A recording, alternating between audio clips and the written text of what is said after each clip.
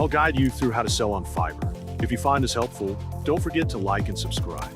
Start by visiting the Fiverr website. You can log in using Google, email, Apple, or Facebook. Once inside, head over to your profile and click Become a Seller.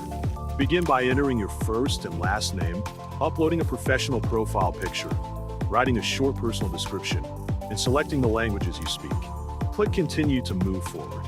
Now you're in the professional info section.